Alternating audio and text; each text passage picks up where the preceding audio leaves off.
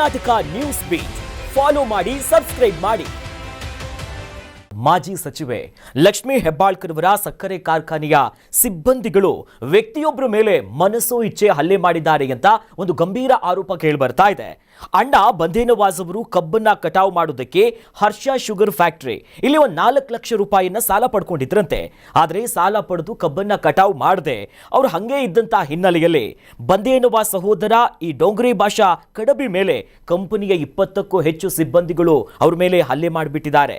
ಸದ್ಯ ರಾಮದುರ್ಗ ಠಾಣಾ ವ್ಯಾಪ್ತಿಯಲ್ಲಿ ಘಟನೆಯಾಗಿದೆ. ಆದರೆ ಇನ್ನೂ ಕೂಡ ಯಾವುದೇ ದೂರುಗಳು ದಾಖಲಾಗಿಲ್ಲ. ಈ ಬಗ್ಗೆ ಹಲ್ಲೆಗೊಳಗಾಗಿರುವಂಥ ವ್ಯಕ್ತಿ ಮಾತನಾಡಿದ್ದಾರೆ, ಅದು ನೋಡ್ಕೊಂಡ್ ಬರೋಣ. ನಮ್ಮ ಪೇಪರ್ ತೊಗೊಂಡು ಹೊಂಟಿದ್ರಿ, ಹೊಂಟಾಗ ಅವ್ರಿಗೆ ಹೋಗಿ ನಾ ತಡ್ಯಾಕೆ ಹೋದ್ನಿ. ತಡ್ಯಾಕೆ ಹೋದಾಗ ಅವರು ಹೊಡೆದ್ರು ಬಡದ್ರ ಹಿಕ್ಕಟ್ಟ ಗೊತ್ತಾಯ್ತು ನಂಗೆ ಲಕ್ಷ್ಮೀ ಹೆಬ್ಬಾಳ್ಕರ್ ಫ್ಯಾಕ್ಟ್ರಿ ಅವರು ಅಂತ. ನಮ್ಮ ಮನ್ನಾಗ ನಾನು 4 ಲಕ್ಷ ರೂಪಾಯಿ ಸೀರಿಟ್ ಹಾಕಿದ್ದೆ. ಸೀರಿಟ್ ಹಾಕಿದಾಗ ಅದ್ರ ಪ್ರಕಾರ ನಮ್ಗೆ ಟ್ಯಾಕ್ಟ್ರು ಅವ್ರಿಗೆ ಫ್ಯಾಕ್ಟ್ರಿಗೆ ವಾಪಸ್ ಕೊಟ್ಟಿದ್ದು ನಾನು ಒಂದು 4-5 ಲಕ್ಷ ರೂಪಾಯಿ ಬೆಲೆ ಬೋದು. ಅಷ್ಟಿದ್ದು ನಿನ್ನೆ ಧಮಕಿ ಮಾಡಿ ನಮ್ದು ಟಿಪ್ಪರ್ ಹೋಗಿದ್ದಾರೆ. ನನ್ನ ಕಡೆ ಒಂದು 50,000 ರೂಪಾಯಿ ಇತ್ತು, ಅದನ್ನೂ ಓದಿದ್ದಾರೆ. ಒಂದು ಬೆರಳಾಗ ಅಂಗೂರ ಇತ್ತು, ಒಂದು ಅರ್ಧ ಓದಿದ ಅದನ್ನೂ ಓದಿದ್ದಾರೆ. ಮೊಬೈಲ್ನೂ ಓದಿದ್ದಾರೆ, ಟಿಪ್ಪರ್ನೂ ಓದಿದ್ದಾರೆ. ಎಲ್ಲ ಥರ ನಿನ್ನೆ ಇಲ್ಲಿಂದ ನಂಗೆ ತೊಗೊಂಡು ಮುಳುಗು ಕುಡಿದಾಗ ಒಬ್ಬರಿಗೆ ಬಡದ್ರೆ ಹೊಳೆ ತಿರುಮಲ ಅಂತಲ್ಲಿ ಬಿಟ್ಟುಕೊಟ್ಟು ಹೋಗ್ಬಿಟ್ಟಿದ್ದಾರೆ. ಮಾಜಿ ಸಚಿವೆ ಲಕ್ಷ್ಮೀ ಹೆಬ್ಬಾಳ್ಕರ್ ಅವರ ಒಡೆತನದ ಒಂದು ಶುಗರ್ ಫ್ಯಾಕ್ಟ್ರಿ ಈಗ ದೂರು ದಾಖಲಾಗಿಲ್ಲ. 20 ಜನ ಹೊಡಿತಾರೆ. ಇದಕ್ಕೆ ಒಂದು ಕಡೆ ಆರೋಪ ಇರೋದು, ಗಂಭೀರ ಆರೋಪ. ಇಂಥ ವಿಚಾರದಲ್ಲಿ ಮಾಜಿ ಸಚಿವೆ ಕೂಡ ಮಾತನಾಡ್ತಾರ ಇಲ್ವಾ ಅನ್ನೋದು ಅನುಮಾನ. ದೂರು ಕೂಡ ಪಾಪ ಅವರು ಕಾರ್ಮಿಕರು ಇರ್ತಾರೆ, ಪಾಪ ಬಡ ರೈತರು ಇರ್ತಾರೆ. ಏನಾಗುತ್ತೆ, ಈ ಕಾರ್ಖಾನೆಗೆ ಸಂಬಂಧಪಟ್ಟಂಗೆ 4 ಲಕ್ಷ ರೂಪಾಯಿ ಸಾಲದ ವಿಚಾರದಲ್ಲಿ ಅಣ್ಣ ಮಾಡಿರೋ ಸಾಲಕ್ಕೆ ಇಲ್ಲೆಲ್ಲೋ ಕೇಳಕ್ಕೆ ಹೋಗ್ತಾರಂತೆ. ಆ ಸಮಯಕ್ಕೆ ಆ ತಮ್ಮ ಸಿಗ್ತಾನೆ. ಅಲ್ಲಿ ಟಿಪ್ಪರು ಇನ್ನೊಂದು ವಶಪಡಿಸ್ಕೊಳಕ್ಕೆ ಹೋದಾಗ ಅಲ್ಲೇನೋ ಅಹಿತಕರ ಘಟನೆ ನಡೆದಿರುತ್ತೆ. ಅದರ ಕೋಪದಲ್ಲಿ ಹೋಗಿರೋ 20 ಜನನೋ ಅಥವಾ ಅಲ್ಲಿ ಇದ್ದರ ಜೊತೆಗೆ ಮತ್ತೊಂದಷ್ಟು ಜನ ಸೇರಿಕೊಂಡು ಅಲ್ಲಿಂದ ಕಿಡ್ನಾಪ್ ಮಾಡಿದ್ರು ಅಂದರೆ ಗಾಡೀಲಿ ಎತ್ತಾಕೊಂಡು ಹೋಗಿರ್ತಾರೆ. ಅದಾದ ನಂತರದಲ್ಲಿ ಒಂದಷ್ಟು ಏನೋ ಬಲ ಪ್ರಯೋಗ ಆಗಿರುತ್ತೆ. ಅದಾದ ನಂತರದಲ್ಲಿ ಅವನ್ನ ಬಿಟ್ಟು ಕಳಿಸಿದಾಗ ಅವ್ನು ಬಂದೇನೋ ಕೆಲಸ ಮಾಡಿರ್ತಾನೆ. ಇಲ್ಲಿ ಬಂದಿರೋದೇನು ಅಂತಂದ್ರೆ, ಅಲ್ಲಿ ಕ್ರಮ ತಗೋಬೇಕಾದ ಪೊಲೀಸರು ದೂರು ದಾಖಲಿಸ್ಕೊಳ್ಳೋಕೆ ತಯಾರಿಲ್ಲ. ಮೊದಲು ಅದು ಬೆಳಗಾವಿಯ ರಾಮದುರ್ಗ ಪೊಲೀಸರು ಏನಿದ್ದಾರೆ ಅವರು ಈ ಪ್ರಕರಣವನ್ನ ಗಂಭೀರವಾಗಿ ತಗೊಂಡೇ ಇಲ್ಲ. ಅಂದ್ರೆ ಇದು ಮಾಜಿ ಸಚಿವೆಗೆ ಮೊನ್ನೆ ಲಿಸ್ಟಲ್ಲಿ ಇಲ್ಲ ಅನ್ನುವಂಥದ್ದು, ಆ ಹುಡುಗರಿಗೆ ನಮ್ಮ ಅಕ್ಕನ್ನು ಬಿಟ್ಬಿಟ್ಟಿದಾರಲ್ಲ ಅನ್ನುವಂಥ ನೋವಲ್ಲೇ 4 ಏಟು ಎಕ್ಸ್ಟ್ರಾನೇ ಹೊಡೆದಿರ್ತಾರೇನೋ ಅನ್ಸುತ್ತೆ. ಆ ನಿಟ್ಟಲ್ಲಿ ಅವರು ಬಂದವರು. ಸೊ ಆ ಮಾಜಿ ಸಚಿವೆಗೆ ಸಂಬಂಧಪಟ್ಟಿದ್ದ ಸಕ್ಕರೆ ಕಾರ್ಖಾನೆಯಲ್ಲಿ ಗಲಾಟೆ ನಡೀತಂತೆ, ಯಾರಿಗೂ ಹೊಡೆದ್ರೆ ಅಂತ ಅಂದಾಗ್ಲೇ ಇವರು ಆ ಕೇಸನ್ನು ಹಂಗೇ ತಳ್ಳಿಬಿಟ್ಟು ಯಾಕಪ್ಪ ಬೇಕು ಸುಮ್ಮನೆ ಸವರ್ಸಿ ಅವ್ರು ಸಂಬಂಧಪಟ್ಟವ್ರು CM ಆಗಿಬಿಟ್ಟಿದ್ದಾರೆ ಅನ್ನುವಂಥದ್ದೇನೋ ಲೆಕ್ಕ ಹಾಕ್ಕೊಂಡಿಟ್ಟಿದ್ದಾರೋ, ಅಥವಾ ಈ ಕಡೆಯಿಂದ ಒಂದು ಕಾಲ್ ಹೋಗಲಿ ಅಂತ ಬಿಟ್ಟು ಏನೋ ಹೋಗಿದೆಯೇನೋ ಗೊತ್ತಿಲ್ಲ. ಈ 4 ಲಕ್ಷ ಸಾಲ ಮಾಡ್ತಾರೆ ಅಂದರೆ ಮತ್ತು ಬಡವ್ರ ಕುಟುಂಬನೇ. ಹೌದೌದು. ಸಾಲ ಮಾಡ್ಕೊಂಡು ಹೋಗ್ಬಿಟ್ಟು ಅವ್ನು ಎಲ್ಲಿ ಹೋಗಿದ್ದ, ಇನ್ನೊಂದು ಹೋಗಿದ್ದ, ಮತ್ತೊಂದು ಹೋಗಿದ್ದ, ವಿಚಾರಣೆ ಮಾಡಬಹುದಾಗಿತ್ತು.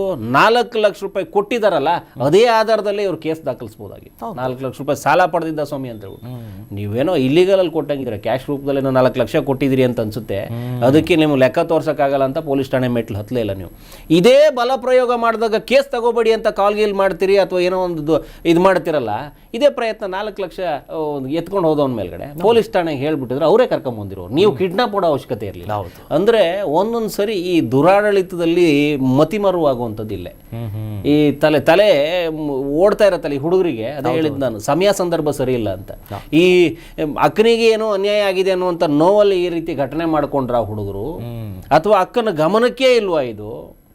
ಅಲ್ಲೆಲ್ಲೋ ಒಂದು ಕಡೆ ಹಿಂದೂ ಸಮಾವೇಶದ ಇನ್ನೊಂದು ಮತ್ತೊಂದ್ರ ಬಗ್ಗೆ ಎಲ್ಲ ಮಾತಾಡ್ತಾರೆ. ಅಲ್ಲಿ ಬಂದ್ಬಿಟ್ಟು ನಿಮ್ಮ ಗರಡಿಯಲ್ಲೇ ಹುಡುಗರು 20 ಜನ ಬಂದ್ಬಿಟ್ಟು ಯಾರನ್ನೋ ಕಿಡ್ನಾಪ್ ಮಾಡ್ಕೊಳ್ಳುವಂಥ ಅವಿವೇಕಿತನ ಕೈ ಹಾಕ್ತಾರೆ ಅಂತಂದಾಗಲೂ ನೀವು ಅದ್ರ ಬಗ್ಗೆ ಗಮನ ಕೊಡಲ್ಲ ಅಂತ ನೀವು ಬುದ್ಧಿ ಹೇಳಕ್ ನಿಂತ್ಕೊಂಡ್ಬಿಡ್ತೀರಿ. ಎಲ್ಲೋ ಹಿಂದೂ ಮುಸ್ಲಿಂ ಉಡುಪಿಯಲ್ಲಿ ಮೊನ್ನೆ ಹೇಳ್ತಾ ಇದ್ರು. ಹೌದೌದು. ಸೊ ಇಲ್ಲಿರೋ 20 ಜನಕ್ಕೆ ನೀವು ಬುದ್ಧಿ ಹೇಳ್ಬಿಟ್ಟಿದ್ರೆ ಈ ಪ್ರಕರಣ ಆಗ್ತಾನೆ ಇರಲಿಲ್ಲ. 4 ಲಕ್ಷ ಇಲ್ಲಿಂದ ಎತ್ಕೊಂಡು ಹೋದವನು ಅಕ್ಕ ಕಟಾವು ಬರ್ತಾ ಇಲ್ಲ, ಕಬ್ಬು ಕಟಾವು ಮಾಡೋಕ್ಕೆ ಬರ್ತಾ ಇಲ್ಲ ಅಂತ ಹೇಳಿದ್ರೆ ಅಕ್ಕನೇ ಹೇಳಿರೋರು, ಆ ಸ್ಟೇಷನಿಗೆ ಹೇಳ್ತೀನಿ ಕರ್ಕೊಂಡು ಹೋಗ್ರು ಅವ್ರನ್ನ ಇದು ಮಾಡ್ಕೊಂಡ್ಬಿಡ್ರಿ ಅಂತ. ಹೌದು. ಈ ಕಿಡ್ನಾಪ್ ಕೇಸು ಬರ್ತಿರ್ಲಿಲ್ಲ, ಅವನಿಗೆ ಹೊಡೆಯೋ ಪ್ರಮೇಯನೂ ಬರ್ತಿರ್ಲಿಲ್ಲ, ಏನೂ ಬರ್ತಿಲ್ಲ. ನಿಜಕ್ಕೂ ನೀವು ಲೀಗಲಾಗಿ 4 ಲಕ್ಷ ರೂಪಾಯಿ ಕೊಟ್ಟಿದ್ದಿದ್ರೆ ಅವನು ಬಂದಿಲ್ಲ ಅಂತಂದ್ರೆ ಅದು ಅವನು ಕಾನೂನು ರೀತಿಯಲ್ಲಿ ಅಪರಾಧ ಆಗುತ್ತೆ. ಅವ್ನು ತಗೊಂಬಂದ್ಬಿಟ್ಟು ಏನು ಬೇಕೋ ಅದನ್ನು ಮಾಡ್ತಿದ್ರು. ನಿಮಗೇನು ಬೇಕೋ ಅದನ್ನು ರಿಕವರಿ ಮಾಡ್ಕೋಬೋದಾಗಿತ್ತು, ಅವಕಾಶ ಇತ್ತು. ಆದರೆ ಈ ಬಲ ಪ್ರಯೋಗ ಮಾಡೋಕ್ಕೆ ಹೋಗಿ ಈ ನೀವು ಒಂಥರ ಹೆಂಗಾಗತ್ತೆ ಅಂತಂದ್ರೆ, ನೀವು ಅಲ್ಲೇನೋ ಬೀದಿಲಿ ಹೋಗೋದನ್ನು ಮೈಮೇಲೆ ಹಾಕ್ಕೊಂತೀರ ಅಂತಂದಂಗೆ ಹಂಗೆ ಮಾಡ್ಕೋತಾ ಹೋಗ್ತಾ ಇದ್ದೀರಿ. ನಿಮ್ಮ ದರ್ಪ ದೌರ್ಜನ್ಯ ಇದನ್ನೆಲ್ಲ ಅವ್ರ ಮೇಲೆ ಪ್ರಯೋಗ ಮಾಡ್ತಾ ಇದ್ದೀರಿ. ಅವರು ಬಂದು ಇವತ್ತು ನಿಂತ್ಕೊಳ್ತಾರೆ ಅಂತಂದರೆ ಇವತ್ತು ಆ ಸಮುದಾಯ ನಿಮಗೆ ಬಂದು ತಿವಿತಾ ಇದ್ದಾರೆ. ಇಬ್ಬರು ಅಣ್ಣ ತಮ್ಮ ಮುಸಲ್ಮಾನರು ಇದ್ದಂಗೆ ಇದ್ದಾರೆ ಅವರು. ಬಂದೇ ನವಾಜ್ ಅಂತಂದ್ರೆ ಮತ್ತೆ ಇನ್ನೇನು ಭಾಷಾ ಅಂತಂದ್ರೆ ಮುಸಲ್ಮಾನರೇ ಇರ್ತಾರೆ. ಅವರಿಬ್ಬರು ಅಣ್ಣ ತಮ್ಮಂದರು ಬಂದಿದ್ದಾರೆ ಅಂತಂದ್ರೆ ಅವ್ರ ಸಮುದಾಯ ಬಂದು ನಿಂತ್ಕೊಳ್ಳುತ್ತೆ. ನಾಳೆ ನೀವು ಕಾಂಪ್ರಮೈಸ್ ಆಗಲೇಬೇಕು. ಕಾಂಗ್ರೆಸ್ಸಿಗೆ ಮುಸಲ್ಮಾನರು ಬಿಟ್ಟರೆ ಬದುಕೋಕ್ಕಾಗತ್ತೆ ಇವರಿಗೆ, ಅಕ್ಕನೂ ಬೆಂಡ್ ಆಗಲೇಬೇಕು, ಆಗ್ತಾರೆ. ಆದರೆ ಇಷ್ಟೆಲ್ಲ ಪ್ರಮೇಯ ಯಾಕೆ ಬೇಕಿತ್ತು ಅಂತ 4 ಲಕ್ಷಕ್ಕೆ ಅಕ್ಕನವರೆಗೂ ತಗೊಂಡು ಹೋಗುತ್ತೆ ಈ case.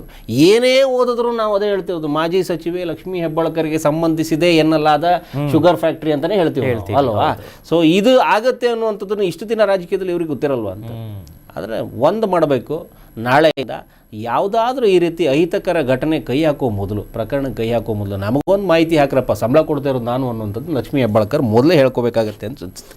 S, Karnataka news beat follow ಮಾಡಿ, ಸಬ್ಸ್ಕ್ರೈಬ್ ಮಾಡಿ.